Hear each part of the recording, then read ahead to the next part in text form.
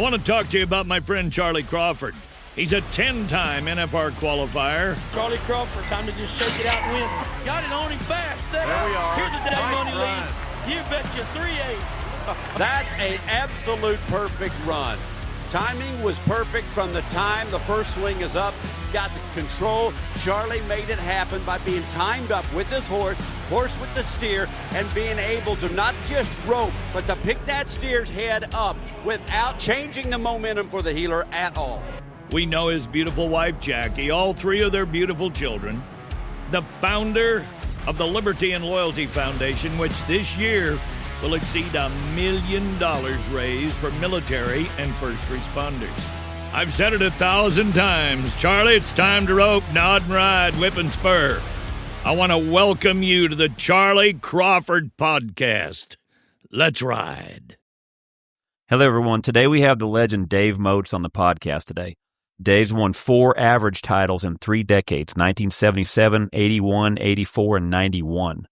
He made 22 NFRs, the world champion in 1977. Pard, thanks for coming on, man. Appreciate you. Quite welcome. Glad to come and see y'all. Yeah, it's good seeing you again. Man, I haven't been out there much, and you was one of the guys that I've seen throughout my whole career and looked up to you and watched you on TV, and one of the guys that was always the same, man. He was always just fun. I enjoyed being around you, so I'm really looking forward to having you on the podcast. No, me too. Very happy.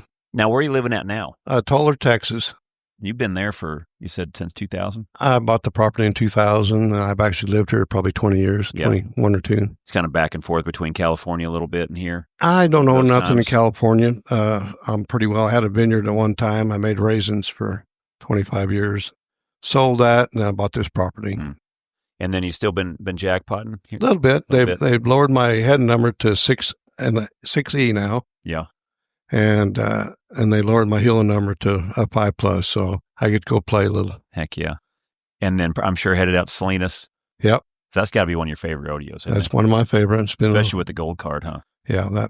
I'd like to go I'll enter it if I can rope in the gold card mainly, because I know I can kind of hold my own there. And if I'm there, I would like to get another one too. Yeah. Yeah, that's fun. Well, have you been keeping up with kind of what's been going on here lately, some of the new teams going on and some of the current events? No, I'm kind of out of the loop on all that, and they change so much. They do change. I mean, I was trying to follow Ryan through his career, and I can't really keep up with him sometimes. So it's funny being a civilian now, because I'll ask Jackie where she's headed, and she'll start throwing me numbers, and I'm like, yeah, I'm a civilian now. You're going to throw me. I didn't know what day of the week. You don't even know what day of the week it is, because everything you enter is on a number. Like, I'm up the 21st here, the 23rd there, and so it's kind of funny being back, looking at it in different eyes. Yeah, we've seen a lot of changes in ProCom and the whole system of rodeo and the great committees we have nowadays. Mm-hmm. That's actually put up the money and really made it where you want to go to the rodeo, and they're so polite and nice. We have hospitalities now.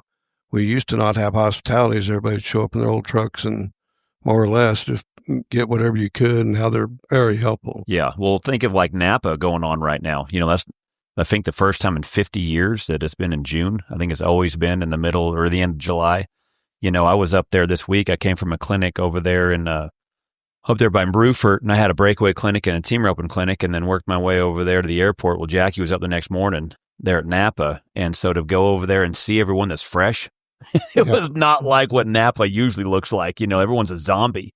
Guys are driving all night in from Calgary or Cheyenne or, and then trying to get traded so they go to Salinas, and the turnouts there. Well, shoot, I think moving it off that week looks like it's a heck of a week to have it. Has to be good for all the Cowboys for sure. Mm-hmm. The committee, man, what a good job of stepping up and doing that. I mean, that was wisdom, and they seem to like it. It fit, because I really think that's going to help their turnouts hugely. Oh, I'm sure it will. Definitely. Yeah, when it was before, there was 10 rodeos going on, all of them decent. And all good. Yeah. Yeah. So for sure. If you could, you did. Otherwise, you turned out a nap on your second one if you didn't do good on your first one. Mm-hmm. Sometimes. Yeah. Yeah. Yeah. So that was good. But yeah, then they had moved Vernal up. But man, one of the teams right now that's hot, and it looks like they're making a good run, is Cody Snow and Hunter Cook. They won Nashville, won Sisters, won third at Vernal, and they won the first round at Napa. And then Caleb Driggers and Jr., they're getting warmed up. They won Vernal, won Eagle, second at Sisters, placed in the first round at Napa, and Junior's just coming off a leg break. I think he broke his leg below the knee. Horse fell in the practice pen. So how important do you feel like is it to get the momentum kind of built up before Reno? Well, I think it's really good. It used to be almost everybody would start off at Reno, but now since they switched stuff around, if you didn't have a good winter, you definitely would crack out at Reno and go from there to your 20 rodeos in the next 20 days, more or less. Yeah. And so your luck went after that. Yeah. Yeah. It looks to me like, I remember Walt Woodard said about Reno time, he said adults only. Yeah. Yeah. That's when it gets hard. Yeah. You're driving or flying or something every day, doing something. No practicing. No, very little practice. Yeah. I always took that to heart when he said that, because I remembered how hard it got because there's no practice. And then the mentally tough guys. And then also guys, and I thought back then, was who had the head horses. You know, because now the barrier's out there a little bit. The steers are a little stronger, a little longer boxes, wider open. Now you're seeing the guys, and I think, in my opinion, is Caleb and Snow are some of the two best jockeys out there, who usually have two of some of the best horses out there going. So it's not a surprise to see those guys getting heated up as we start getting back outside. Yeah, there's no telling how many horses Driggers can crawl on and make it look easy. And Cody's the same way. And there's 20 others that are really great. Some of them make the grade, some of them don't. It's just too many great ones out there now. Yeah.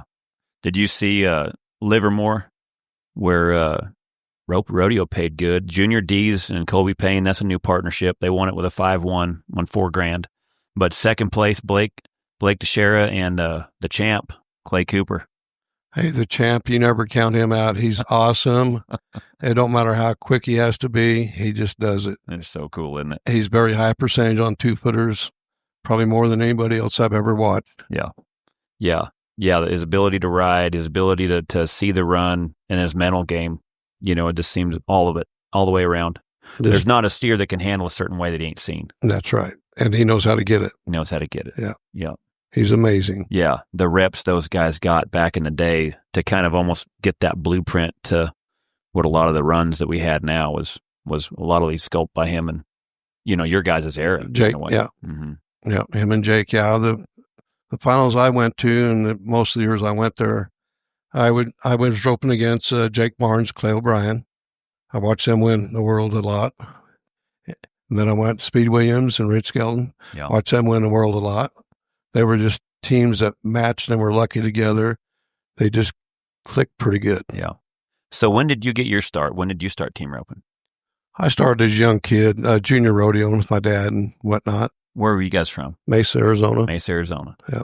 And that between California and Arizona kind of seemed to be the hub of team roping. It kind of really originated from California? California or Arizona, yes. Kind of more or less both of them. New Mexico. They would have a lot of rope-ins. It's amazing how it's spread to all these different states now. I mean, there's millions of team ropers now. When I first started out, there was probably 10,000 in my area, and now there's millions. Yeah. Who was some of the heroes that you guys had when you were first getting started team roping? I'm going to say Jim Rodriguez was probably one of my mentors and one of my best friends that he probably showed me more about it than anything. What made him stand out back then? He didn't miss. He scored like a champ every time. He could just ping that barrier, get the best start, and be right there and turn a good steer. Yeah. What was it like when you first got started? What was arenas like? What was the cattle like? Well, most of the time they were old bulldogging cattle from the previous year, so they were big. And when I first started going to California, we'd go to Inglewood and a few of them indoor rodeos, Long Beach, and they would be a 80-foot arena, roping them big steers in them, and you'd have to come right back with them. The steers were definitely 600-plus pounds with big horns. Yeah. Never been tipped. It was hard. You had to have a pretty salty head horse. Yeah. Yeah, the size was important back then. Back then, you had to have a bigger horse. Yeah. Just because they were bigger, cattle would jerk the tar out of you. Mm-hmm.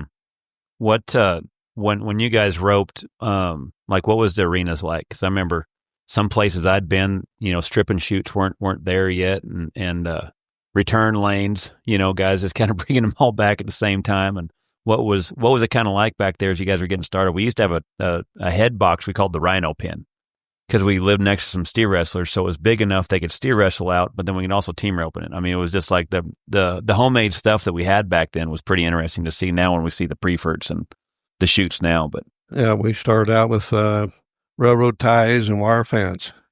And I think we made some nickeled around probably off of pallets or something, stripping sheets at first. Yeah. I remember some of the old domestics we roped when we put the plastic horns on, and it was entertaining when the steers would drag and then things would pop off. The horse in the ass. Yeah. Your horse didn't like that for a lot of runs afterwards. Make you want to rope one around the neck. Yeah, exactly. That's funny. So when did you start competing professionally? In 1973. 73.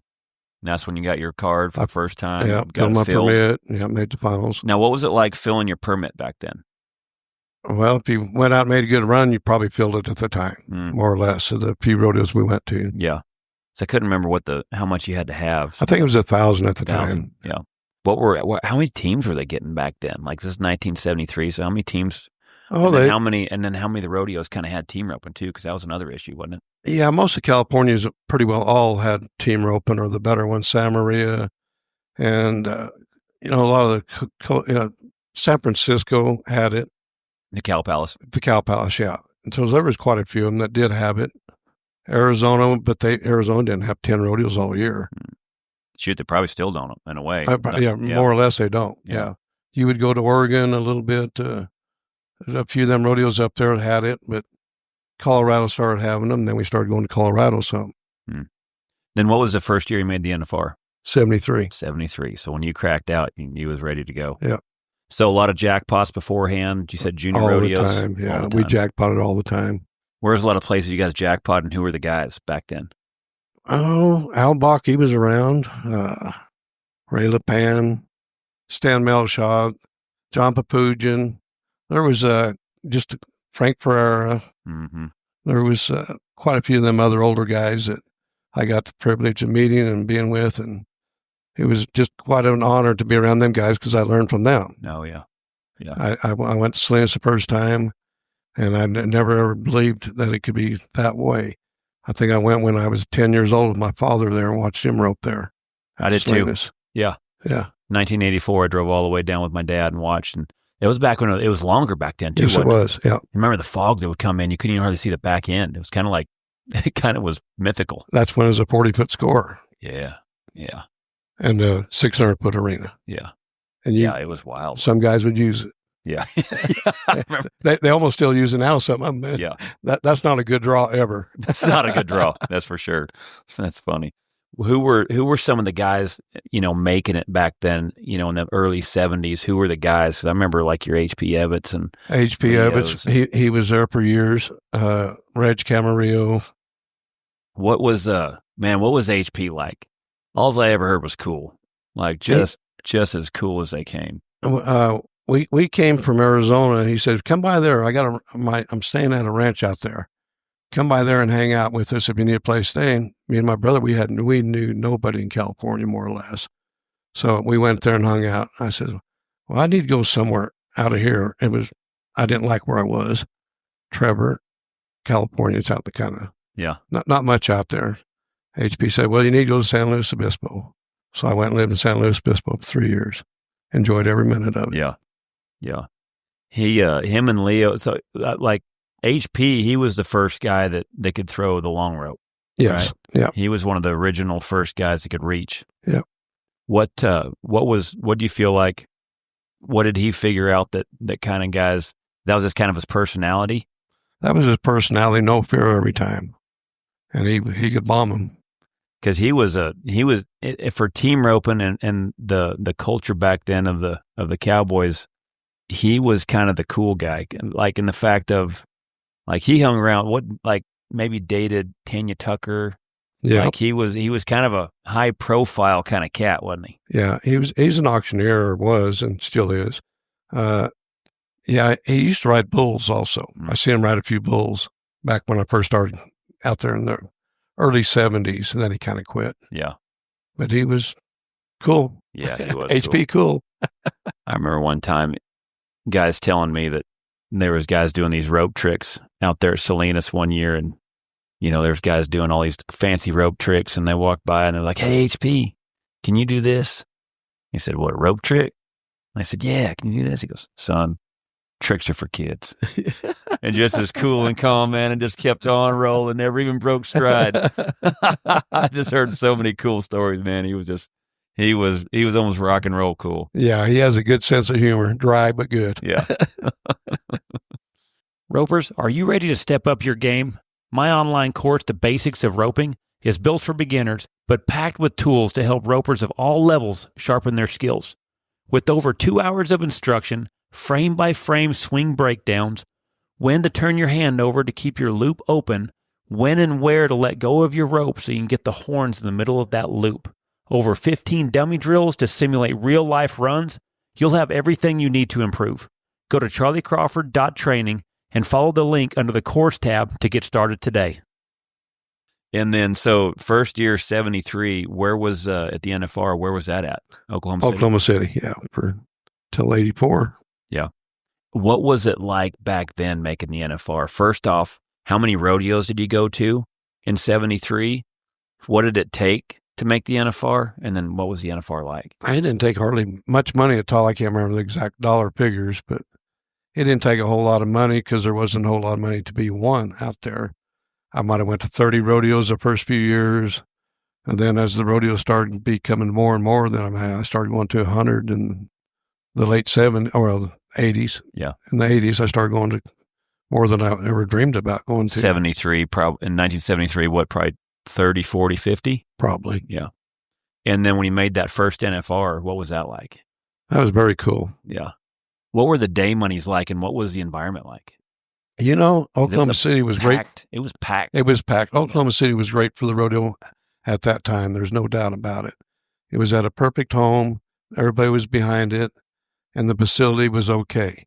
They didn't have much of a warm-up ring outside. It was cold, naturally, in December, and you had to have all kinds of clothes. Yeah. To warm your horses up and whatnot. And then remember what the day monies were like? What did you win out there that first year? I think I won 3 day monies and split a day money. I want to say I won 1,400 and something. What was a new truck back then? Probably 3,000. 3,000. Yeah. So you dang near buy a truck, but I mean, that was still doing pretty good. Almost, yeah. And then what was, wow, that's funny, $3,000 back then for a truck. That's wild, because it would take that to probably all year to go up and down the road, almost a new truck a year, wouldn't it? Oh, yeah. Yeah, it started becoming that, yeah. 454 era. Yeah. Yeah, good on fuel. 4 miles a gallon. Yeah, good. 4 to 5. Yeah, but they can run 100. Yeah. Yeah, they'd run hot, huh? They run. How long between, that's what I remember when I was a young kid, because it was like, we had a 454 with a camper and a lead sled trailer, man, an old Kettleson trailer. And it was 4.5 miles a gallon, if I remember riding a 454. And I think we'd go from Canby and the Dalles to the Dalles. I think it was between 90 to 100 miles. And we had to fill up both tanks. Yeah. Was that pretty common back then? Yeah. Yeah. So jump 90 to 100 miles is about all you guys go, and you had to pull over and get fuel again. It was 4 or 5 miles a gallon. No matter if you drove, you could drive slower and it didn't help out that much. Yeah. Yeah. Nothing like now with these nice trucks we got now. Yeah. And AC. Yeah. And AC. None then, right? They had some of them. Yeah. Yeah. I just remembered you could only go 80 or it was like 90 to 100 miles was all we could go on ours. It felt like, to where we had to pull over. Yeah, it wasn't very far. Man, that's when we're almost out of fuel. Single cab pickups. Yeah. Yeah. With a shell camper on the back just because. Mm-hmm. The sleepers and stuff like that too. Well, they didn't hardly have any gooseneck trailers then. No bumper pulls. No, and just all bumper pulls. So where'd you guys stay? A lot of times, because just in the truck sometimes? Sometimes in the truck, yeah. When we were rodeoing hard, we'd just stay in the truck and more or less get a room on the way up is handy. If not, just keep on rolling. Because, on the West Coast, especially when you go up there to Oregon in the summertime, it's not that hot. So it'd be easier to stay outside then as opposed to down here now. Oh, down here in Texas. By Copperhead or a scorpion. Before the rattlesnake came around. Exactly. So was he in Leo? That was kind of in their reign a little bit right there in the early 70s on up, wasn't it? Yeah, late 60s and early 70s. Late 60s and early 70s. Who were you roping with in 73? My brother Dennis. Yeah. So your dad, you said your dad roped? Yes. And then your brother, and then Walt told me, there's another brother, Larry? I have another brother, Larry, that ropes. He said you all roped. He said you guys were the guys in Arizona. You guys were the Arizona Kings, he said. We learned how to catch a lot. Yeah. And that still wins money nowadays. Learn how to catch a lot. Nowadays, you got to be quickly. Yeah. Very quick. So you got to catch a lot and do it very maybe quick. on all four, not just one. If you're at a jackpot, you might have to hammer all four of them to hope he plays. I mean, just looking at like Cody Snow and Hunter Cook, I mean, they just ran through that first one at Napa, 3-something. And it's a 3-header. They don't have no fear. No fear now. No fear. It's amazing what it's evolved to. But, because back then, what was a lot of 2-headers, wasn't there? Yeah, there was a lot of 2 2 and 3-headers. Yep. What was the common first round win? A lot of it had to do with, it depend on what rodeo. Like what was the times that would win the first round back then? Oh, usually maybe a 7 flat, maybe an 8, depending on how far the score was out. They would score them the same as the box every time, and they wasn't the preferred shoot; they were the flat shoot. Yeah. So now they got the preferred shoot, which takes them up in there 18 inches, 24 inches before you even nod. Yep. And back then, so that's a big part because that's almost 2 feet, a foot and a half, isn't it? Yep. So when those preferreds came, them steers were able to get a little further out, so the start wasn't as long. The flat ones, they were back further. Yep. So yeah, you got a big difference. And back then you had somebody kind of just tell them because the shoots weren't that good. And now you got somebody pushing them to the front of the chute. So yeah, there's 2 foot difference in the length of the score now. Mm-hmm. Yeah. Yeah. 2 foot back then, or an even back then, was almost a 2 over now. It's almost 2 over now. Yeah. Yeah. And so for a lot of people, it's realizing like they measure a neck rope on the steer. The steer goes a certain way, and that's what pulls the barrier. So when, you on the preferred shoots, when they kind of have a nose to them, that lets them step up 1.5 foot, almost 2 foot. So it definitely changed the start from then to now. It really did. That changed it a lot right now. What was Leo? He was in his reign right then too, as well. Correct? Yes. Camarillo. Yeah. Man, everything I remembered hearing about him was I just got done watching the Dale Earnhardt documentary on Netflix, and he was the intimidator. He intimidated them. He might ride up to people when they're about ready to nod and say something to them. Like that was that era, wasn't it? And definitely Leo. Huh? Well, yeah, everybody would kind of tease like we do now, but it was done a different way then. He might not even know the person. Yeah. Because I remembered he seemed like the Dale Earnhardt of the intimidator of team roping back then. He was. Yeah. What was he like? I got along good with him. He was all right. He was kind of trying to get along with his own stuff he was doing. That was it. Everything I heard was when he would rope, he would watch and always kind of watching to see who was kind of like the next person. I said he was always kind of evolving. He was always looking for that edge. They said he'd work at it real hard, took it real professional, and wanted to win. Oh, he did. He did, no doubt. Yeah. He was great. He was definitely probably one of the godfathers of it that helped it really kind of boost in that time, wasn't he? He learned how to rope more 2-footers than anybody. There was Gary Mile, who never had his card, that lived in Chowchilla. Don Beasley, that lives down here now. There was guys like that. They could rope as many 2-footers as him, but not the way he did it. And they were more jackpot ropers versus a rodeo roper. Because the jackpots was there more money back then in jackpots than rodeo? I think there was, yeah. Because you had the Chowchilla Stampede and Oakdale 10 steer, and those were the big ones at the time. You won one of them, I mean, you won a good check at the time. How many teams did those things used to get? They would get a couple hundred. Yeah. 10 head. Those were historic ropings. Yeah. Came from the same box too, correct? Came from the same box. A lot of your rodeos back then came from the same box, is that right? Oh, yeah. Well, there was, and then everything started going over to the bulldogging side on the left. Had about half of them, and then everything became to the left on the other side. Mm-hmm. Because what was some of the originals that haven't changed? Oakdale, still both sides? Salinas, still both guys from the left. Salinas, both sides on the left. Mm-hmm. Is Oakdale both sides on the left, or is it on the right? It's on the right. It's on the right. Oakdale's on the right, Salinas on the left. And then Prescott. Prescott, both guys come from the right-hand side. Yeah. Because that was the original, right? That was Yep. where a lot of them kind of started Yep. back then. Prescott's been the same way for years. That's pretty cool. Those are some of my And funnest rodeos. Pecos, Texas, but they come from the left at Pecos. Yeah.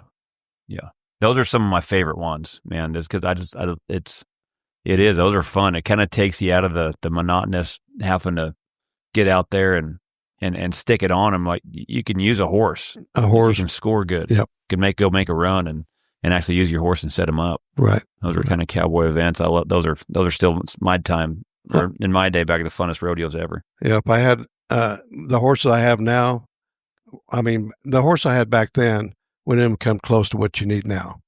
Just they were bigger type horses, and now you got to have it more refined when you step inside a building and throwing in the box. Yeah, because back then you guys used the horses, Yeah. and you were always known for one that could really run. Yeah. And it seemed like that's how you won a lot of the money because you got there sooner because everyone roped a lot of times from position. From position because the cattle were bigger. Mm-hmm. And nowadays, I don't think it matters to how they do it nowadays. They can throw a rope out there and the cattle will take it. Yeah. The horses don't get jerked around like they did then. Yeah. Yeah, a lot of the angles and stuff like that too. But I tell you another thing too was it seemed like now there's more room to the left. Yeah. Where you guys roped a lot of times, sometimes you might be close to the left fence, kind of like Red Bluff. Clovis. Yeah, Clovis. Where it was important for the steer to almost be able to get some room to get out in the middle of the arena, maybe step off to the right, where then that way you guys could kind of use your arena. Yeah, you didn't want one running down the left wall. Yeah. Because it was at least 2 seconds longer most of the time. Yeah. What, no sponsors back in the 70s, No. what I heard of, correct? No sponsors. PRSA wouldn't let us have sponsors for years and years. They wouldn't let you have sponsors. Yeah, so you couldn't bring anybody unless they was one of the PRSA sponsors. Wow. I didn't know that. The other day when I had T on the other day, he was talking about how your generation were the guys who actually roped for a living because there was no sponsor. Right. Well, if you didn't win, there was no fuel in the fuel tank. If you didn't win, there was no feed that you bought at the feed store. What you guys, basically you ate what you killed. Yep. If you didn't hunt right there, and if you didn't kill, you didn't eat, and if you didn't win, nothing got done. You went home.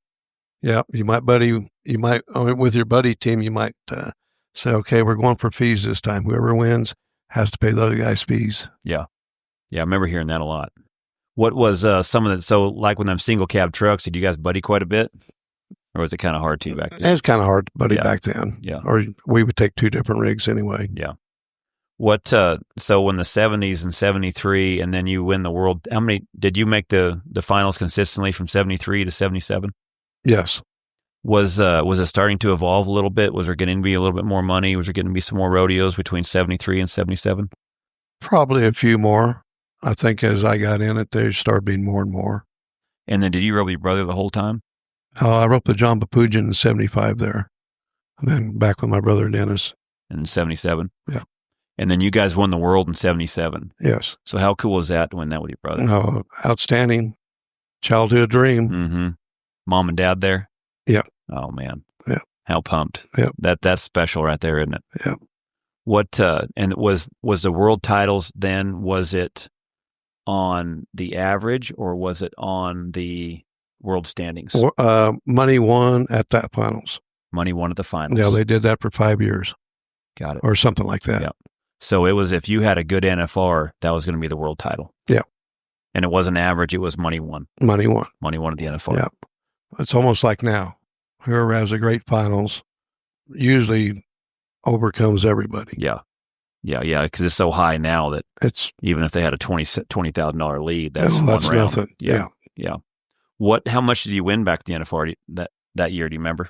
When I won the world, I don't know for sure. I want to say it was 5,000 or 6,000. Yeah. New truck. Yeah. New truck. What? In 77, now in the 80s, kind of started showing up. Leo still kind of the man. T back then starting to show up. Those are kind of the guys beat. Who was kind of going in the 80s? What was the culture like? What was some of the teams right there that was the teams to beat? Oh, I'd have to look at everything. That's when Speed. Speed was later on.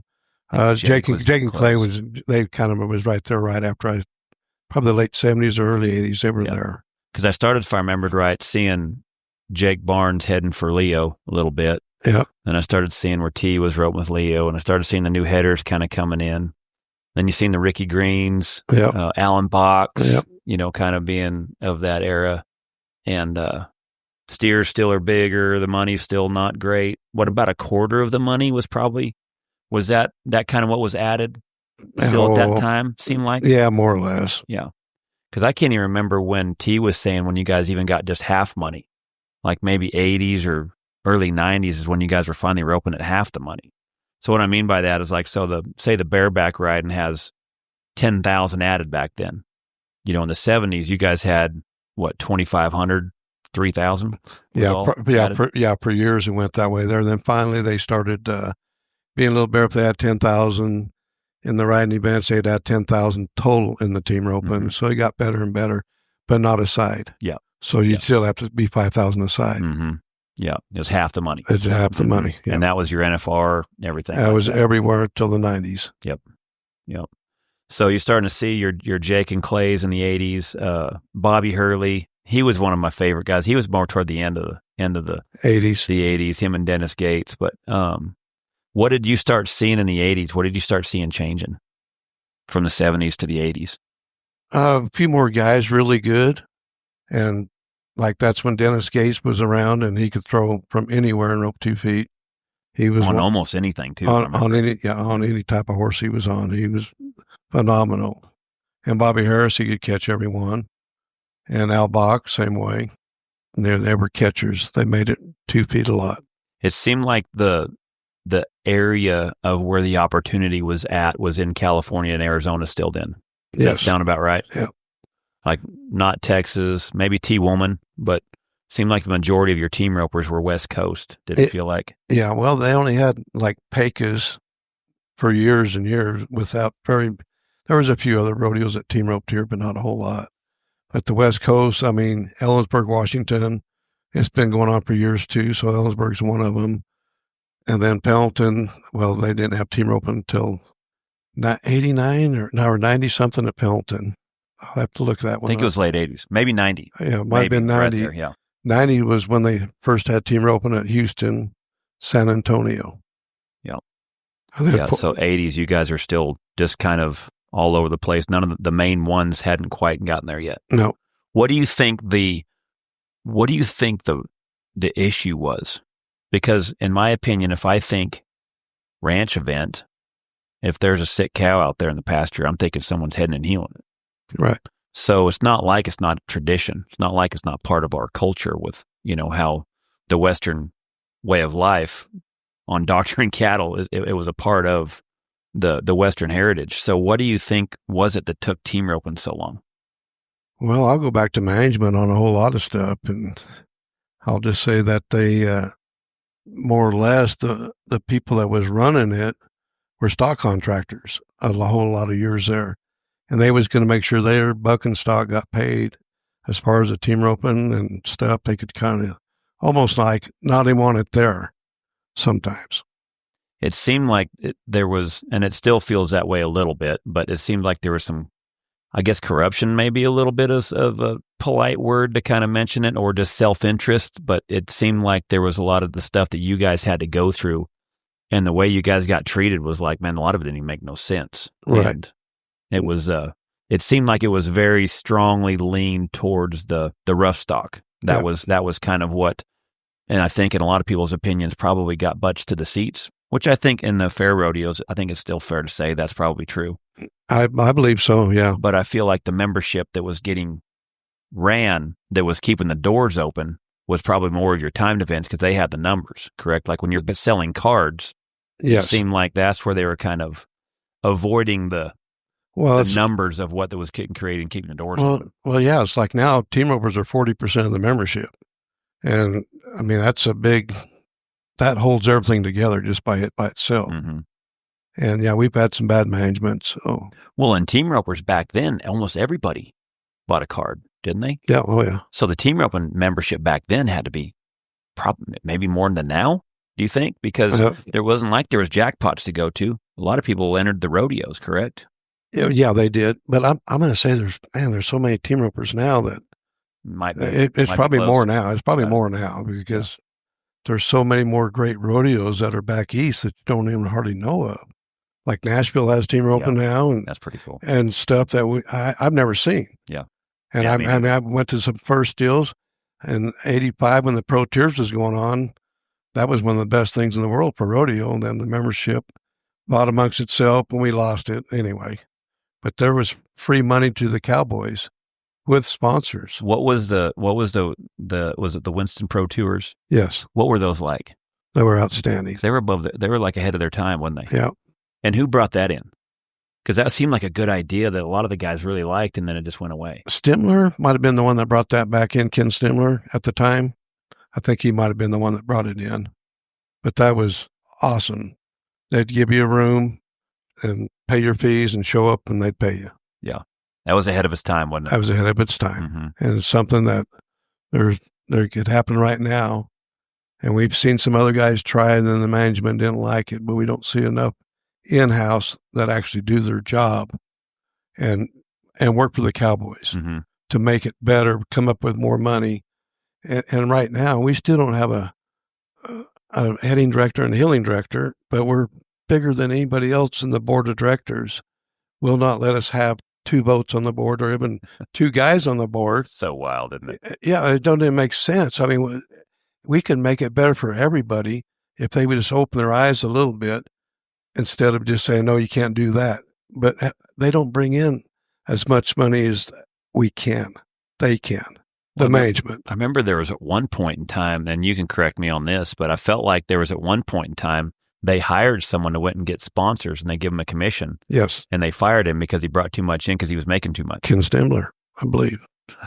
That is wild. That's wild. I wish they'd hire somebody now. Hey, it's not for me. My kid's not on rodeo now, so it's just for the sport. It's just for the sport of it. This is the 52nd year I've had my PRCA card. I've competed somewhere every year. I've been very fortunate. I've been bucked off here 6 years ago and broke 11 ribs and collarbone and pelvic, and so I'm enjoying coming back and roping. Yeah. Well, I feel like when I was rodeoing, the term for the love of the game is the title that you had, because that's what everybody thought when you were out there. Man, this guy loves it, man. You just loved it. Yeah. I mean, you always had a smile on your face, and you enjoyed being there. Like, you can truly tell, like, roping was something you loved to do. I know so many great people through the years and been to so many fantastic places. It just makes it fun to show back up 5 years later and run across all them people again. And, they're just good people that you want to see. Yeah. If you're interested in coming to a clinic this year, my 2025 clinic schedule is posted on charlycrawford.training. Go there and see if we are headed to an arena near you. If you're wanting to host a clinic, I have a few dates available. July 11th through 13th, August 29th through 31st, September 12th through the 14th, September 26th through the 28th. My October is open, and November. All the details and the easy sign-up form can be found on my website under the Clinics tab. If you have any questions, email me at charlycrawfordtraining@gmail.com. So in 81, you won the world again, or the average again, excuse me. Who were you roping with there? Dennis Watkins. Motown. He had some cool heel horses. Yeah, he's had some good ones. He seemed very mentally strong as well. Yeah. He seemed very, very focused a lot of times, and seemed like he was a little ahead of his time as well, where he just didn't miss. Good position, good heel shot. His swing always looked real clean. He looked very, very smooth. My dad loved watching him. He loved that buckskin horse of his. I probably roped with him at 10 national finals. We did very well. What was Motown like? He was fun. Yeah. Now, he was from California, correct? Yes.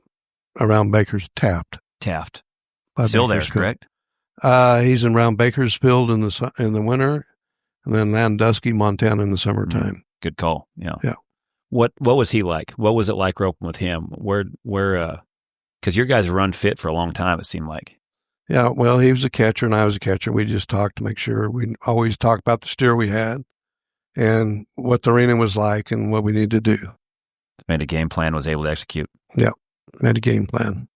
What was jackpots like back then in the 80s, in the fact of, was it just open ropings? So if you wanted to go rope, you had to compete against everybody? Yes. Is that still kind of there? I want to say that team roping, when they started barring the top 15, I believe in the late 79, somewhere in that area, late 70s. And then they went to a number system and money won for different categories and different things. Then finally they came up with this number deal here, 90 or something. Yeah. Because it seemed like the 80s, they still Number kind of had open ropings, maybe money won in certain places. Yeah. But at one point in time, it was all just, you wanted roping, it was wide open. You entered The number 3 was roping against you guys. Yeah. The guy just getting started was roping against you guys. Yeah. And then they started seeing the opportunity to start developing a handicap, correct? Yeah. Yes. What, so when you guys would win some jackpots, they paid pretty good because we made more at the a lot of jackpots. teams. We made more at the jackpots and rodeos. What was some of the best jackpots through the 80s that you guys went to? I'm going to say Chilla was one of them. Oakdale definitely was one of them. BFI? BFI was definitely one of the best ones. Mm-hmm. And even to this day. Still is great. Was the George Straits there yet? The George Strait was, but you had to be a Texan for a bunch of years. I mean, I've been to George Strait probably the last 10 years, or I've been there probably 15 times, 10 or 15. Yeah. And just George Strait roping, that was amazing. And then you had the wildfire roping. Yeah. That was 90s. Yeah, those were the kind of the main ones. Yeah. What about the two-back roping in Arizona during Tucson? Two-back roping was good. When did it start? I don't know for sure. You could ask Walt Woodard down there. Yeah, because I just remember there were so many VHS tapes on some of the big ropings. Like that's what my generation went to sleep watching. We watched all of them. I tell you what's so crazy now, it's actually hard to remember who won the BFI or who won all these events because we would always buy all the tapes. Right. And watch them over and over and over and over. We could tell you what every run, who made the short round, who did what. Well, now it doesn't seem like there's any way to save it. So once you watch it, it's kind of vanishes in a way. So like it's funny how fast everything now is because you can't remember it. But like back then, there wasn't as many. And so I remember we bought all the tapes. I remember Matt Funk, he could tell you who won the BFI from, 80s to probably whenever they quit making CDs, probably whenever it went, to where it started going viral, but or streaming. But gosh, dang, I remember there's so many, we all watched it. We were just fans of it. What, so from the jackpots then, who was kind of the guys that were dominating in the jackpots? 80s, mid 80s? I'm going to say Gary Mile, Don Beasley. I mean, those were guys a whole lot of people hasn't heard of out this way. They were legends in mainly California. Yeah. What about Sultan, Gary Sutton? Gary Sutton, yeah. He was kind of one of the guys. Jackpot guys, wasn't he? And then that's kind of Mike Beers was kind of starting to get coming through that era. That's for a lot of years. Mm-hmm. So I remember he was an Oregon guy. He was a guy we always watched, and then you said he ran for the director there for a little while as well, trying to help. He was director. Dick Ace was director for a while. That really helped out a lot in the Colorado area and everywhere. But he did a great job. What do you feel like they were trying to get done, and what do you feel like was some of the things that were handcuffing them at that time? I think it was really hard to go in there and talk to anybody on that board because they wouldn't let you because they didn't want to see it expand because they were fine with just the riding events and whatnot. It's amazing, like on Fort Worth, how certain people have kept it out till 2000. The rodeo at Fort Worth for team roping. Yeah. Yet half the members on there are team ropers. It just amazes me some of these bad decisions to me is what they made. Well, Calgary. What do you think about Calgary still didn't have it in the purse. The breakaway got through. I don't know. I heard which that. I'm happy for, yeah. Obviously, for obvious reasons. But, the team roping, what in the heck? Like, it's not, everyone I've talked to said it's not the money. Yeah. They've got the money. There's been guys trying to get the money in there. They've got the money, just don't want it. Like, to me, that's so wild. And then I think it counts, if I thought I heard right. So I think it's PRCA approved. Inside the building there at Calgary. And so you're trying to tell me that the PRCA is not going to stick up for their most, the strongest membership. That is wild to me. Well, I still think that our management isn't where it is right now. It's not where we need it to be. Mm-hmm.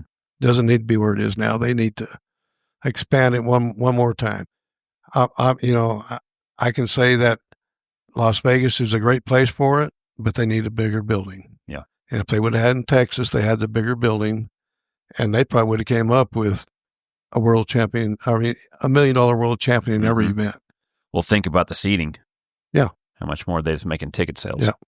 For sure. And I know the casino's got to have a lot to do with the amount of money, but I would think, Texas is hard to compete with. But I also know Vegas is too, for the money getting added. And what's there? Yeah, everything's there at Vegas. We know that. It's a fun trip when you go to Vegas. But you think about the team roping, there's not anything else that I can think of that has the economic impact of what team roping does. There's not. In our industry. It's No, our there's strongest not. one. There's not. And to not have the backing to be in all the major rodeos is wild. Or just even in all the rodeos. There's no reason for it not to be in all the rodeos. There's no reason. Like how they don't have our backs at this day and age. And what is your thoughts between the fact that it's a nonprofit compared to if it was a for-profit organization? Well, if it's a nonprofit, where's the money at? I'd rather have a profit and show us where the money is. I don't know exactly on that. That's where I feel like it struggles. Because if it's a for-profit, they're trying to make money. Yes. And then I feel like now that's when people, I think, would start having our backs. That's where you see the PBRs for-profit, the NFL's a for-profit. There's certain things to where there's some hustle to make sure that they're the best organization in the world. And I think now they really don't have to because back then they didn't have to because they were the only one. Right. Yeah. Because I don't even think there was a certain time right there. If you had a PRCA card, you couldn't even go to an amateur rodeo. No, you could not. You could not go to an amateur rodeo until somebody sued them back in 90 or something or other like that. Yeah. So the handcuffing they were even doing just for the participants, couldn't get a sponsor, didn't have a sponsor, and then you couldn't go to amateur rodeos if so many things back then. But I would think of, there was no competition, so they kind of do whatever they want.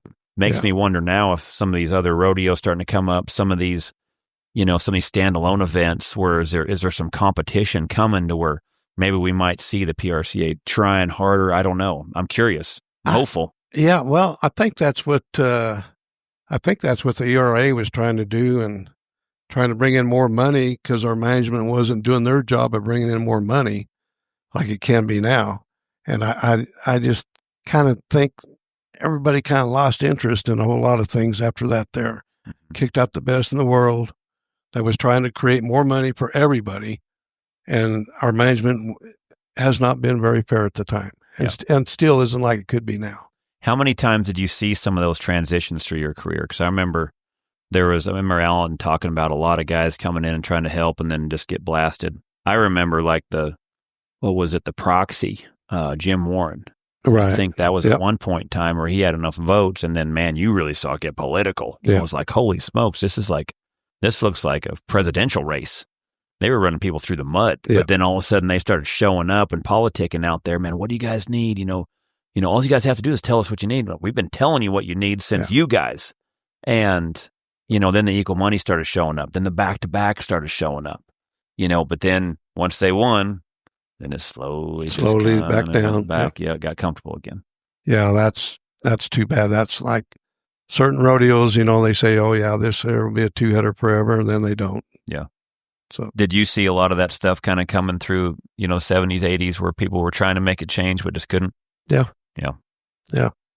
And 90s and 2000 and no kidding. All the way up to now. I know there's better ways to do it.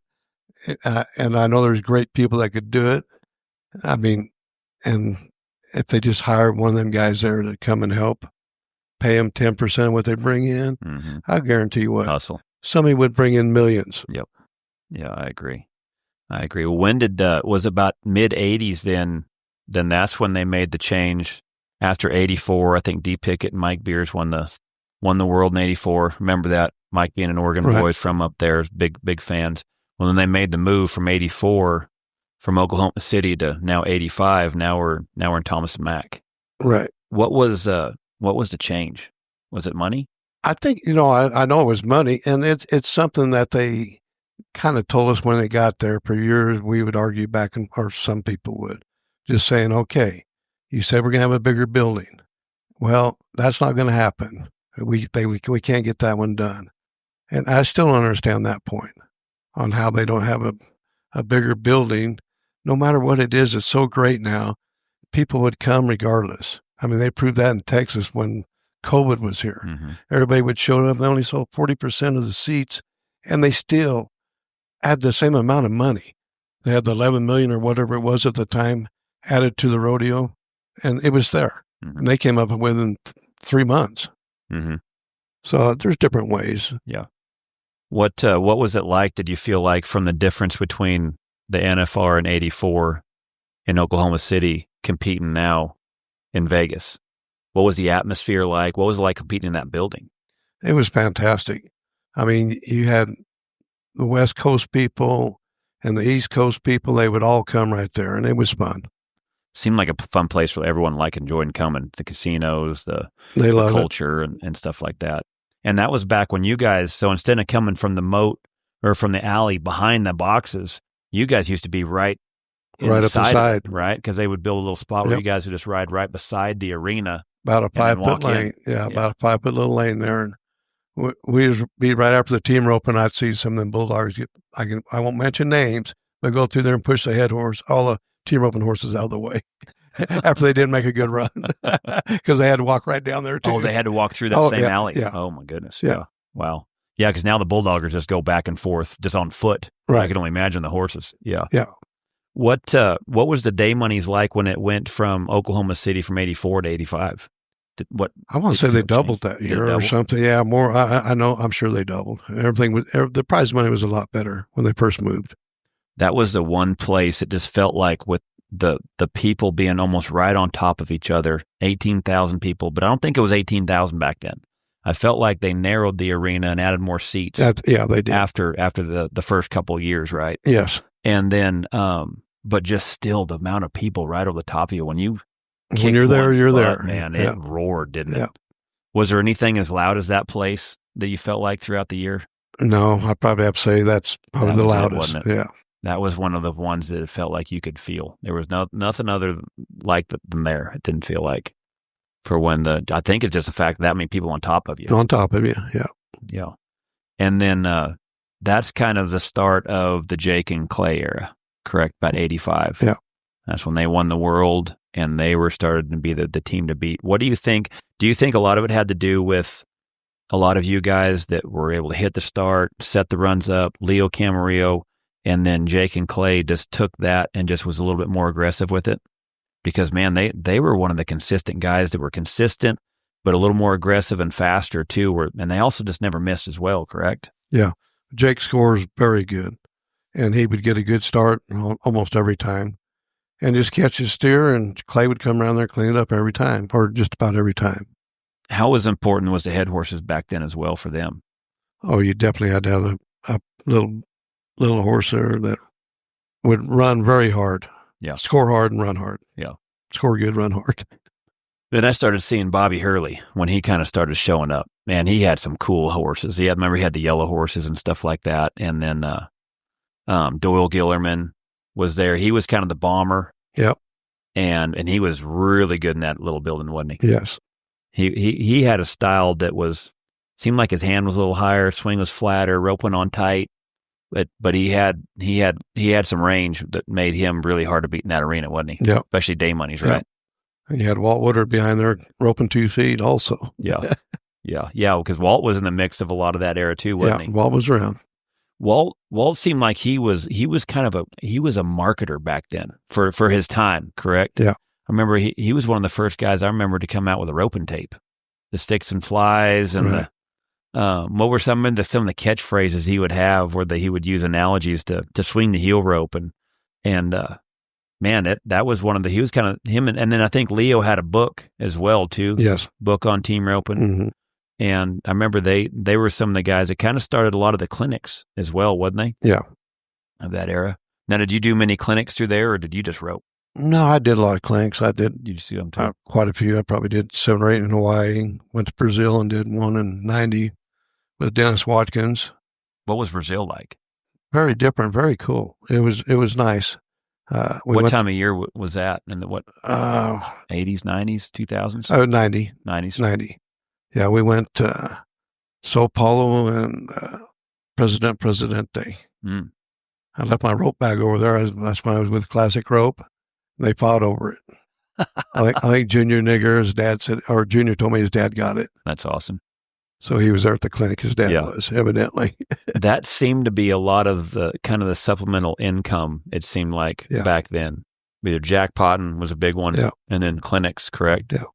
Maybe also some horses here and there, or if you found maybe one that might fit someone else or something like that. But it seemed like those jackpots, and if you did good rodeos and then clinics was kind of it. It seemed like, because there was no sponsors, still not really. No, that was your sponsor. Yeah. Make your own living. Yeah. Yeah. And winning. Yeah. Keep winning. Otherwise, you might be back plastering houses or something you really didn't want to do. Yeah. You learn how to rope better. Yeah, exactly. That was a big one when we'd be out there in a hay field, out there bucking hay out of the field, and they're like, bet you rope better after this, huh? You did. And you did. You did. That was real work back then. Yeah, no lie. So what was, when you first saw Jake and Clay, what did you kind of see, and because it seemed like it was the Leo era where you guys were at, and then it seemed like where Jake and Clay kind of came in there. Why did you think when they came in, what made them so dominant? Well, they more or less lived together, and they would run a lot of steers every day. Practice makes perfect. Well, there's no telling how many steers that team has run together, and that does help. They really put the blueprint on a lot of things. Yes, they did. I heard 33 steers. They ran them through 3 times a day, almost 100 cattle a day. Yep. Just having head horses lined up. Yep. They did it all day long. Well, I did do that in the 70s. Yeah. I'd saddle horses up, and I'd run 100 a day for a lot of years. Yeah. That was when guys could definitely get it. And not a lot of guys kind of still in this 80s era too had their own arena either, did they? Not a whole lot of them. Yeah. Because I remember a lot of them would come over to our place when we had there in Canby. A lot of guys came over and roped, and I remember talking to a lot of guys, and not very many of them had arenas. Yeah. It's not like nowadays. Mm-hmm. Nowadays, there's an arena every 5 miles away. Well, it seemed like back then, if you had an arena, it's about like when somebody has an indoor arena now. True. That is true. Yeah. It seemed like that's kind of the comparison now. I can't believe how many indoor arenas are around here. I think there's at least 5 that I know of just within a 5-mile radius. Big ones. Yeah. Yeah. Team roping arenas. Walt's just right there, less than a mile. Beverly Robbins right over there, the Brays. Right. Yeah, and then there's a couple that I drive by, and I'm not sure who they are. Cooper's in there, aren't they? Yeah, it's wild. And then it seemed like because it seemed like Jake was the aggressive, and Jake and Clay were the aggressive, consistent team. And then it seemed like going through, then the 90s and stuff like that, your Bobby Hurley's, Al Box, those guys all kind of still with Jake and Clay. But then when Speedy showed up, it seemed like, 98? Oh, Speedy and Rich. Well, when they started kind of teaming up, wasn't that right around 98 maybe? I think it was before 97. 97. That's when they showed up together. Right. And then it's one thing to win the world. It's one thing to make the NFR 8 times in a row. Yeah. But then, man, just 8 times in a row from 97 to... Speedy could reach and get it on him, and Rich would come in and clean him up. It was amazing. I think when things started changing up was when he showed up too, and that's when you started seeing way more rope getting put out. It seemed like so many more guys with your era and Jake's era where guys were starting to get consistent. Yeah. Seemed like more people get consistent catching. Mm-hmm. And then when he showed up, then it... Catch faster. Now catch a lot faster. Now the rope got let out more. Yeah. A lot more reaching, it seemed like, where he kind of basically took HP and put it on steroids, it felt like. Yeah. And he was Jake can reach, but he was the next guy that really reached after HP. Mm-hmm. Yeah. And like today, there's 20 of them that I don't even know of hardly that they all throw in the box. Yeah. Yeah. Now what Speedy did is on steroids now. Yeah. Yeah. They went to the big next level. And it goes back to, like the pre-prit shoot. That goes back to everything because they're on top of them quicker than they used to be. Yeah. And then and the horn cattle on the cattle horn, the horn horns are smaller. Cattle sizes are 500 instead of 7. Yep. Big difference there on why speed is quicker now. Mm-hmm. And then what about when did Equal Money finally show up in team roping? Was it right around 98, wasn't it? Probably around 98, yes. And that had to do with, wasn't it Matt Tyler and Charmaine James? Yep. I heard those two had a big part of, and it was at the NFR? NFR. What happened there? Well, it was the pre-meeting before all the contestants are there, so he just stood up and they stood up and said they needed, our team ropers needed equal money, and said, we're going to strike if you guys don't get it. Now, was it just them, or was it everyone? Barrel racers. Also. But did the rest of the events stand behind you guys? Because I thought that I heard like you actually had all the events maybe behind you, but I didn't know. I think it probably was at the NFR. Yeah. I wasn't there that year when Matt did all that. Got it. Yeah, because I heard Charmaine was a big part of it, and Matt Tyler. Yes. So other people right there that was big part of paving the way to get it to where it's at now. That nobody even knows about that stuff. Mm-hmm. Well, that's what's good about the podcast is we can actually talk about it. Yeah. You know what I mean? We can actually tell the stories back then that actually needed to be told. Right. There was no outlet for it. No. You can call Matt Tyler and he'll tell you exactly how you got it done. Yeah. Man, it's a big thank you, like say, for that to get it where it was at for sure. That's just so wild. I mean, those are things guys don't even think about now. You know, they don't think about what the however many rodeos. So like 70s and 80s, how many rodeos do you think you went to a year? Between 70s, how many rodeos do you think? 30, 40. And then 80s? 100. Start flying. Well, I remember T. Woolman said, I think in 80, he went to 137 rodeos in 1980 and turned out 3 of them. Wow. And then he said 81, his truck was toast and so were his horses. Yeah, we did a lot of flying in the 70s. Mm. We flew a lot. Send horses and fly. Gotcha. Yeah, 90s, it seemed like the guys were still flying quite a bit. It seemed like you almost had to because a lot of 2-headers back then too, where you had to fly back to them. And then a lot of those rodeos now are 1 head. So you don't have to go back and forth. Yeah, I think one year I went to, started off at Pecos, I believe, and went, oh my gosh, Greeley, Red Lodge, Cody, St. Paul, Folsom, California, and a couple others at the time, but we flew a lot. What, so come 90s now, and who were some of the partners you had through the 90s? Well, Dennis Watkins, I had him for a while. I roped with Brett Tanazzi there at the finals one year. Joe Day, Bob Harris. I had quite a few partners then. Because then you come and won the average again in 91.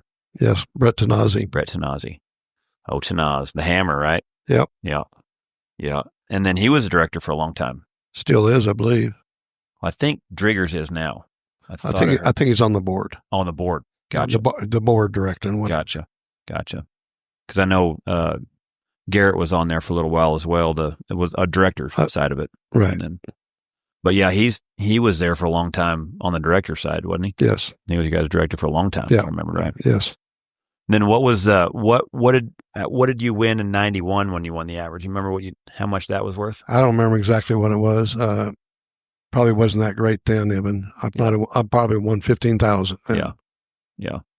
Because that's still when you're probably half the money, maybe a quarter, probably half back then, probably or half. Yeah, it wasn't very much then.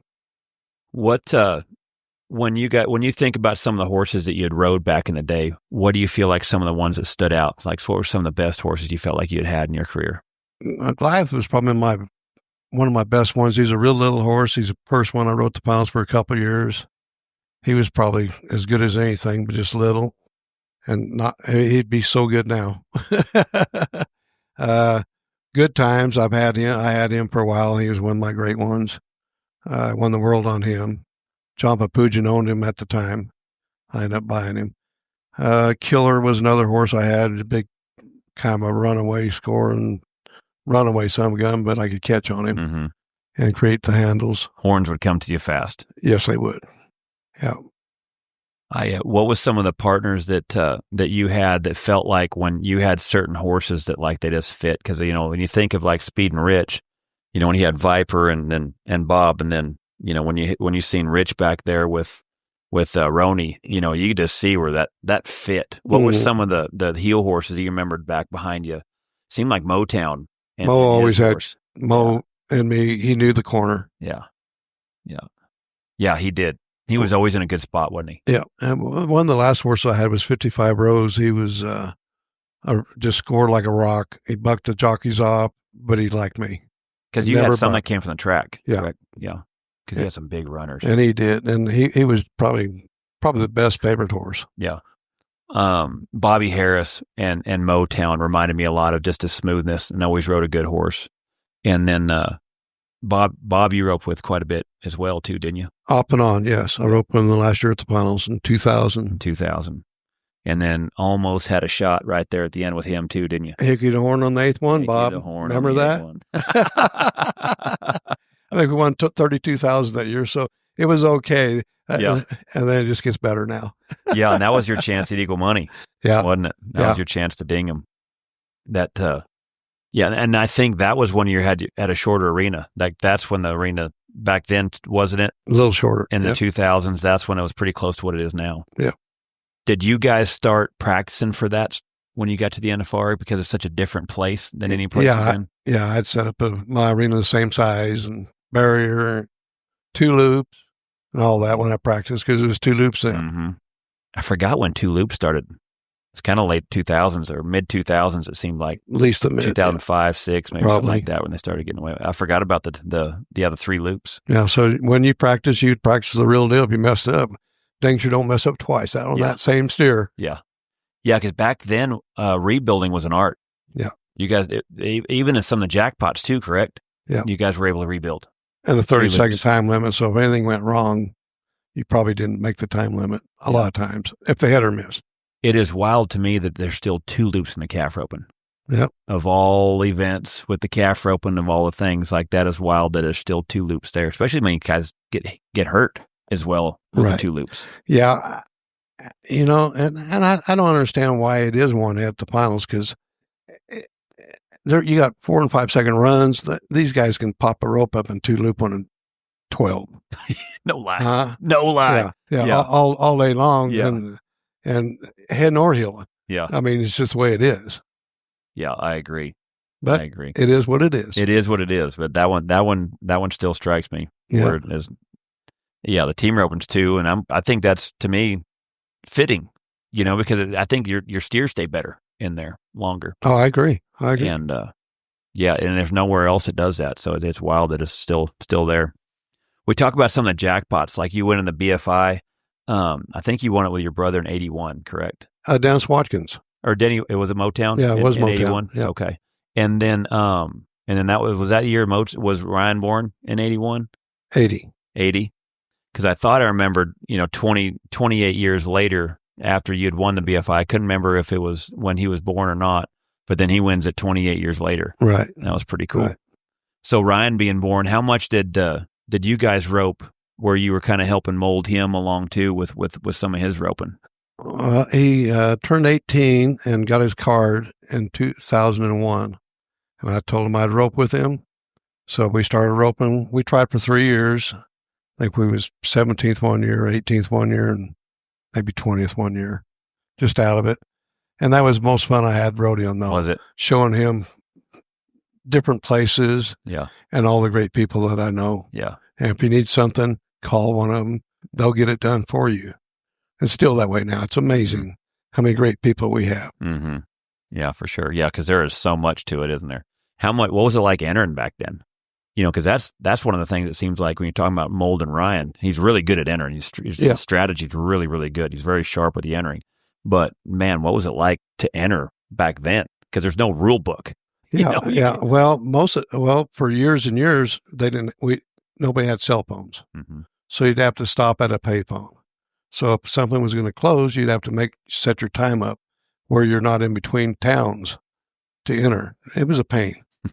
You might sit there for an hour and make it be busy. Yeah.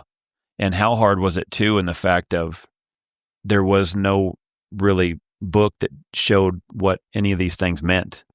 When you talk about like entering. Yeah, entering, the slacks, I need to enter for a 3-2, right. When you first start, like, what the heck does that mean? Well, third perf, backed by the second perf, or generic slack, and, all the things that, a guy had to, kind of pay attention to. Then when it got back to back, then it got harder. Then there's another element. But like I say, you can't read it. There's nothing there to online see. tells you how to do it. So if you're not around some of the guys that know how to do it, that's where it's when you talk about Mold and Ryan, there's a lot of art to that. Might be one of the hardest things is the entering part of it, because there's a lot of reps and a lot of knowledge that needs to be behind it. Right. Your second choice. Yeah, exactly. That you have to use quite often. Yeah. That regroups your whole trip. Yep. And then getting trades. And getting you better be trades. sharp on that. Oh, and on the ball. Yeah. When did it seem like trades started getting paid for? Do you remember that era? Because I remember a lot of you guys just always traded amongst each other, and then I'm going to say the 90s and maybe the 80s, but then they started buying trades. And then that I thought I heard someone the other day talking about somebody trading somebody for $4,000. I'm like, what? A $4,000 trade? And I think that was for each of them. That's a good rodeo. Wow. Man. For that team. That's wild. Now, that was hearsay. Yeah. But even then, even if it was $4,000 a team, let's just say that, like that's wild. That's hard to compete with. Right. That's very hard to compete with. Yeah. Trying to get up and down the road. Now, you also kind of went through when team roping was header and heeler. And what I mean by that is there was 15 headers and heelers that would make the NFR. Correct. That became it never got separated till maybe late 90s. I want to say it was when we got equal money. So then it was 15 headers and 15 heelers was late 90s. So you went through the whole, man, if you're 15th, you could be out within by the time you call an enter, because partners can switch. Probably people are paying one another. Yeah. It was dirty back in the 80s and early 90s and 70s, right? Right. And that would suck. I've heard of the guys that had nightmares of, making it and then all of a sudden not. Yeah. Yeah. Explain what that was and why that ran. It's just the way it was, and that's just what they stuck with. Well, it used to be the top 15 in the world went to the finals. They could bring anybody they wanted. And if number 1 and 2 team is the team that are winning the world, they usually rope together. But then you drop it down the list, there's 10 guys or 5 guys in there that really don't care. And they would just rope with whoever. Then they started getting offered money and they would take them. Yeah. So then that would just bump more guys from 15th now to 16th. Yeah. Correct? Because then as those teams split, and then, it could be to where you're almost in the top 10 and may not even. Just about, there was a possibility where you was 15th and didn't make it. Yeah. Yeah. That's crazy. Yeah. That was a crazy time back then, wasn't it? It was, and I'm so glad to see the changes because we became world champion header and world champion heeler. Yeah, because even then it was just 1, 2, correct? It was just 1 because I remember T said that he won the world, but just him. Yep. Yeah. The lone one out of team roping. Right. Isn't that something? Isn't that something? Yeah. See, a lot of changes, and I'm glad it's where it is now. Yeah. No lie. I mean, even the money at the NFR seems to be getting better. I mean, could it always be better? For sure. But, man, some of these rodeos are coming, like you say, Nashville. Some of these rodeos are coming up out of nowhere. I think Nashville had 25,000 a side added, 1 header. I mean, just tremendous rodeos that are starting. I mean, the summertime, it is amazing what some of these rodeos are that you almost can't get to all of them. There's so many of them. Good ones. Mm-hmm. We're used to, I'm not going to hear that one. It's not good. Yeah. And now there's a lot of good ones. Yeah, because I think the rodeo count's 85, I believe. And, come summertime, it's hard to get. It's hard to get to all the good ones. But at least 85, if you get drawed out, usually at least there's another good one not far along. It seems like you can. That's a great rule they got now. Mm-hmm. The limits. Yeah. Because what was it, 70s, 80s, 90s? I think all the way maybe to 2000. Does that sound about right? It was unlimited. Yeah. Well, I think when it became equal money, a whole lot of stuff changed then. Because it was unlimited for a long time. For correct? a long time. You can go to as many as you want. Yep. So, man, you guys were gone a lot. Traveled a lot. Oh, you'd go to 4th of July. I think I went to 4 rodeos one day. I mean, there's rodeos in one day. Yeah, with Mike Beers up there in the Northwest, we went to 3 in one day. Yeah. St. Paul, Malala, and Eugene. Yep.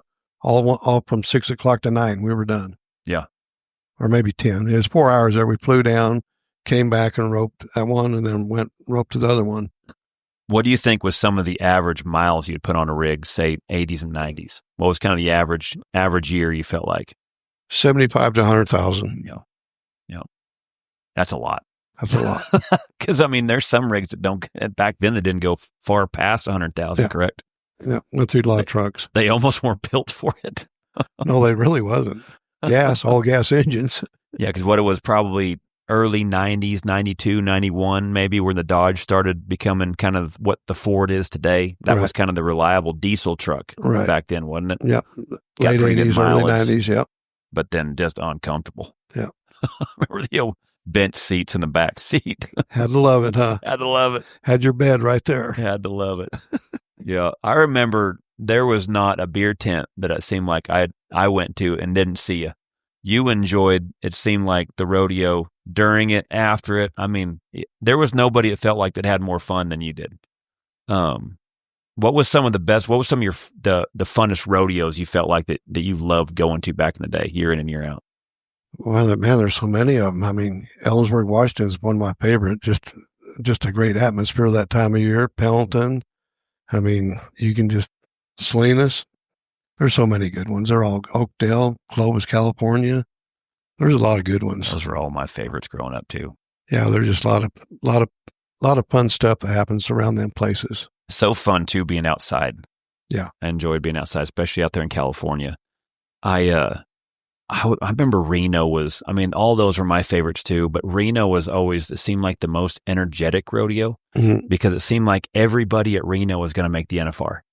You know, that's when everything kicked off. The summer kicked off when everyone got to Reno. Everyone's so excited because everyone's going to make the NFL. Everybody has a chance. Yep. And then the attitudes changed. It seemed like about Casper. Yeah. It Time to go home. A lot more people tired. A lot more people wore out. Horses are ducking. Some people's credit cards are maxed out. Very true. The atmosphere started changing right then. And then the next shift, it seemed like, was about Caldwell. And then the tension started getting real hot, it seemed like, about Pendleton. Because there was guys that were on the bubble, guys that were outside of it, and tensions were tight. And then a lot of partner switching went on. A lot of partner switching went on for the last few weeks. And yeah, it was funny. I always kind of like say, this year, Napa being earlier, it was so weird seeing people so fresh there because you're so used to everyone being a zombie by the time they get there. Oh, yeah. Everybody, if you made the short going out of there at Napa, you had to fly in from somewhere. Almost no matter what. And then get back to Salinas the next morning at 8 a.m. 8 a.m. slack. Yeah. Remember, we Mike Beers and I made it in a rent-a-car. And, but yeah, it's all you want in a rent-a-car. Cause sometimes I think you almost have to charter. I don't think there's a commercial flight flies that late from, at the time, it seemed like, from Boise back to Salinas. So. Yeah, there wasn't. We chartered up there a lot. Yeah. Never tried to drive it. Yeah. Me and Beer Nuts did it. We rented a car and rocked on. I think me and Funk did it one year too. And, didn't drive very fast, did you? That day was so fun. It was me and Mike Beers and Matt Funk, I believe that's what it was. And anyways, I think Funk and them was like, hey, who wants to drive first? I don't want to drive first. Because I know, man, there's this wide open desert out there on Eastern Oregon, so you can rock and roll. And we just didn't do it by the tank. And we got, I think I run out of fuel at Winnemucca. That's how fast we were going. And then I think Mike went, the next, and same thing, just went down that interstate just as fast as he could. And then I think by the time, I don't know where we got in California, and then Matt drove, and he's driving the speed limit, and he's getting like 100 miles to the gallon. I think I drove for just a couple hours. Mike drove for a couple hours, and Matt was stuck going, man, because if you speed there, like, no one wants to speed there, right? Yeah. And so we kind of got him on that one. But yeah, it was rock and roll. It was as fast as that thing would go, just as fast as you could roll it. But yeah, you can make it about an hour before slack. Yep. Oh, yeah, it's crazy now, the stuff that, charters now have helped a lot. Yeah. Well, the money they have up now, too. Yeah, the money, too. Where it's worth doing it. Like we thought Napa, Salinas, Cheyenne, they're all worth it. Yeah. What do you think has been the biggest evolution, you think, from when it started, the trail you guys blazed to kind of where it's at now? You know, like we're, say, driggers and stuff like that. Say roping-wise first. What do you think some of the evolution, between ropes and horses and cattle and to where it's at now? Well, I think the horsemanship that everybody has now is tremendously better than what it used to be because everybody can pretty well go out and practice and watch tapes or goes to schools. And they'll tell you how to do it, and they learn. Everybody learns now. So I'm going to say the horses is probably one of the biggest things because there's a lot of great horses now out there. And the ropes are completely better than a full 16th head rope. Mm-hmm. There's a scants and the fulls and all kind of stuff back then, wasn't it? And they was New England ropes when we first started. So you'd buy a 550-foot coil and stretch and make your own or go buy one. And they were full 3/16. And they were twice as big as the ropes are now. Mm-hmm. And heavy. And a lot of it seemed like when T was talking about it, you needed something that's big and that stiff to get around the horn size. Yes. But then also something with that much course to it where it'd stay on the horn. Correct? Because they were so big. They were as big, and you'd use a stiff rope just wherever they came in. Yeah. You think and look at what the guy's swinging now and take 100 runs to break it in. now you rope about that. Hey, now you rope 20 stairs, and how can you still use this rope? I forgot about that. They would almost get better with time. No, they would. You could. I think I put my good rope in my bag. I might carry 2 ropes all year. That's so wild. That's funny. Yeah, so ropes have definitely changed, and naturally the cattle size have changed a lot. What was some of the things that you focused on back then? So, like when you won the BFI, were you high call? Yes. And so, like when you backed in that time, mental game, they talk so much. Like that's probably one of the biggest things that people ask is like, man, when you're high team back and you have a chance to win it, that's where it seemed like everyone would kind of get in their heads. What was the things that you guys focused on back then? I just seen rope under pressure is not, because it's just going to make you excel a little better, and go do your job and you got it. Yeah. You never look at the negativity on stuff like that. You just went and did it all positive. Just make it happen. It seemed like that was always one of the things that you did really good was kept it simple and kept it positive. It is simple. Right horn, left horn. Mm-hmm. They just do it further back now. Yeah. No kidding. Well, man, I appreciate the conversation, man. I enjoyed having you. It was good seeing you again. You too. And man, from all of us, man, from you being one of the original trailblazers out there, man, just thanks for paving the way. I know for my career, and for all the young Thundercats out there now that get to enjoy a lot of the stuff that you guys paved the way for. So, man, I appreciate it you too. being on, man. Thank you very much for having me. You got it, man. Hello, everyone. If you've been wanting to get into team roping or improve your skills as a beginner header, now's your chance. Join us for the NRS Beginner Headers Only Clinic at the NRS Arena in Decatur, Texas. This clinic is designed just for the beginner headers up to a number 3, focusing on roping the horns, solid horsemanship, and the fundamentals you need to build confidence and stay safe while having a great time. We've got another clinic happening October 3rd through the 5th. Don't miss out. Spots fill up fast. Head over to charlycrawford.training or check the podcast description to get the link to enroll. We'll see you in Decatur.